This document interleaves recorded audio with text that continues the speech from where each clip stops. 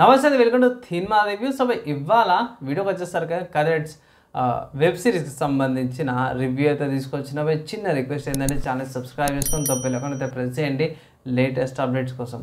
So ఇది వచ్చేసరికి మీకు జియో సినిమాస్లో అవైలబుల్ ఉందన్నమాట. ఒకవేళ అయితే మీకు జియో సబ్స్క్రిప్షన్ ఉంటే ఈజీగా చూసేయచ్చు.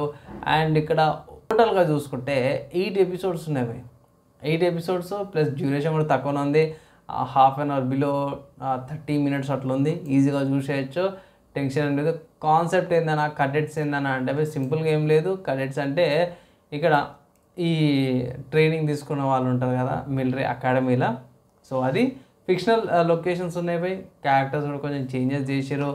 అండ్ ఇక్కడ వాళ్ళ లైఫ్ ఎట్లా ఉంటుంది ఆ టైంలో, అంటే 90s టైంలో, ఇప్పుడున్న సిచ్యువేషన్స్లో కాదు, అప్పట్లో 90s ఎట్లా ఉంది, వీళ్ళకి పర్సనల్గా ఇష్యూస్ ఏమైనా ఉన్నాయా దాన్ని కూడా తీసిరు. 8 ఎపిసోడ్స్ చాలా తీసిరు. అండ్ ఇక్కడ ఇంకోటి ఏంటంటే ర్యాగింగ్ ఎక్కడైనా ఉంటుంది అన్న రానికి కొన్ని స్టార్టింగ్లో ఫస్ట్ ఎపిసోడ్స్ అయితే పెడతారన్నమాట.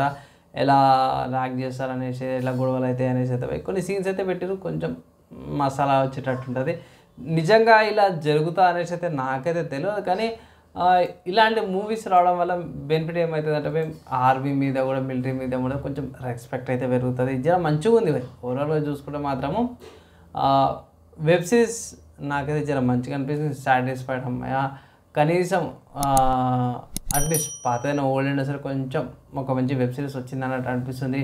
ఈ దోస్తుల మధ్యలో బాండింగ్ ఎలా ఉంది, వాళ్ళు చెప్పడే కొంచెం ఇష్యూస్, వాళ్ళు పడే గొడవలు, వాళ్ళు అచీవ్ అయ్యి రాలి దాని మీదే మీరు లాస్ట్ దాకా చూస్తారన్నమాట. నాకైతే జెన్యున్గా నచ్చింది. మస్ట్ వాచ్ దాంట్లో అయితే యాడ్ చేస్తున్నాను. అండ్ కొంచెం అక్కడక్కడ కొన్ని బిస్కెట్స్ ఉన్నాయి, అంటే కొంచెం మిస్టేక్స్ అనుకోవచ్చు. బిస్కెట్ అని బిస్కెట్ కూడా కాదు, చిన్న చిన్న పాయింట్స్ ఏవైతే ఉన్నాయి అవి ఒక్కటి పక్క పెడితే, అంటే అవి మైనస్ల కిందకి తీసుకోవచ్చు. ఒకటి రెండు సీన్స్ ఎందుకు పెట్టిది ఆ సెన్స్ అనిపించలేదు. అవి రెండు తీసేస్తే మాత్రం ఓవరాల్గా మంచి వెబ్ సిరీస్ అయితే వాచ్ చేసుకోవచ్చు. అండ్ ఫైనల్గా నేను ఇచ్చే రేటింగ్ తీసుకున్న మాత్రం 3/5 రేటింగ్స్ ఇస్తున్నాయి. 3/5 స్టార్స్ 6 రేటింగ్స్.